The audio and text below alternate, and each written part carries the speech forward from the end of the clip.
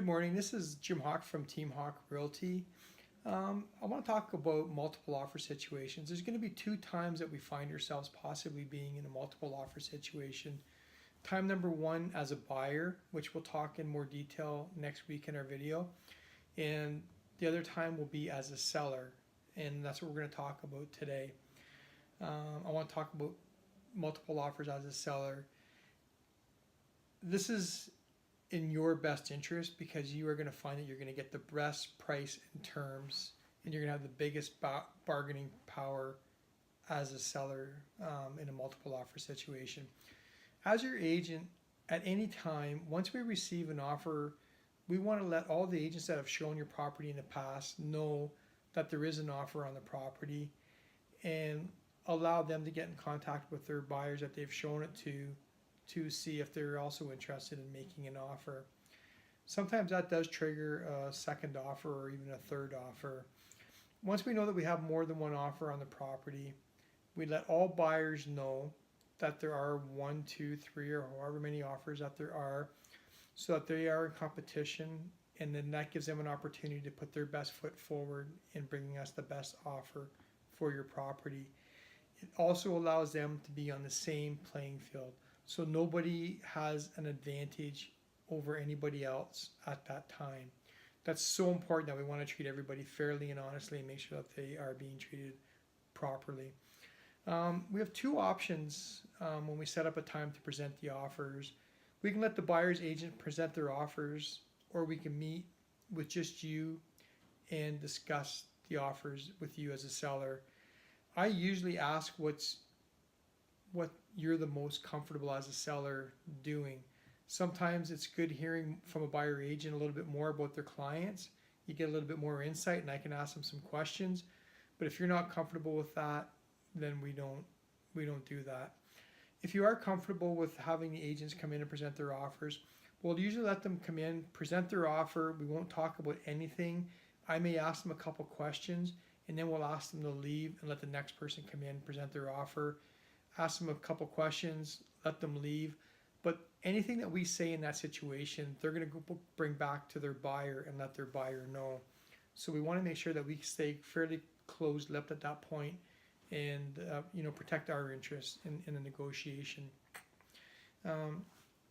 Once we've had a chance to sit down and review the offers and everybody else is left, we're going to look at probably the 3, maybe 4 key points: price, terms, closing date, and chattels and fixtures included or excluded in the agreement. If there's certain things you want excluded, we want to make sure they're excluded. If there's certain things you want to go with the house, we want to make sure that they are going with the house. Price is always the strongest consideration, but if one offer has no conditions and a large deposit and a slightly lower offering price, it may be the more attractive offer to work with than the one with the higher offering price. But we want to make sure that because if you want to make sure if the buyer if he's needing financing, we want to make sure that he is pre-approved. We want to make sure that if there's a home inspection, that they're not going to be skittish about something that could be wrong with the house. You may feel there's absolutely nothing wrong with your home, you've maintained it well, but once a home inspector gets in there, that could change the whole game. Like, they might find little things that you never even knew were wrong with your house. And then if a buyer's unhappy with the home inspection, they walk away, and then you're going back to square one, looking to, start the selling process all over again. So at times there may be a better time to maybe talk to the buyer's agent for the offer that has the all cash offer with a little bit less money, and maybe see if his buyers are willing to come up a little bit in price. They may come up a couple $1,000s more to be a little bit closer, and that might be, in all honesty, your best opportunity to get the best price and terms.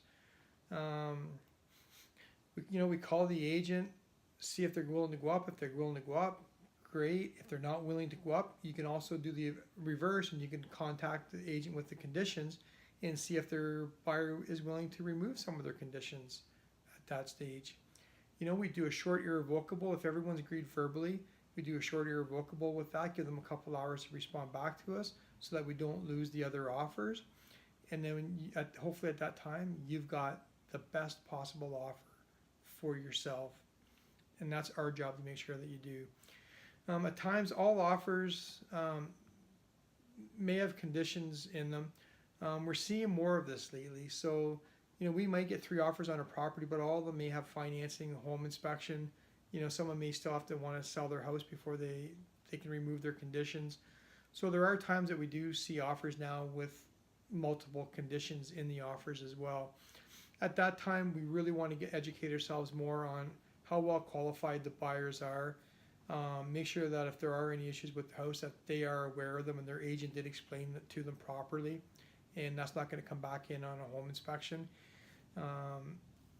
So it gives us an opportunity to really ask the questions and dig deep with each of the buyer's agents, and then we can pick out the best offer with the best closing date and price for yourself.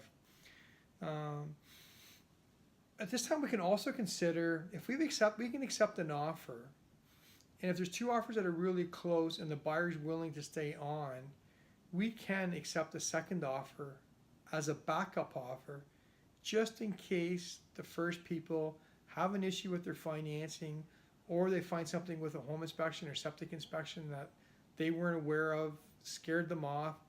Now we've still got that backup offer that becomes first place, and we don't have to start that whole process over again.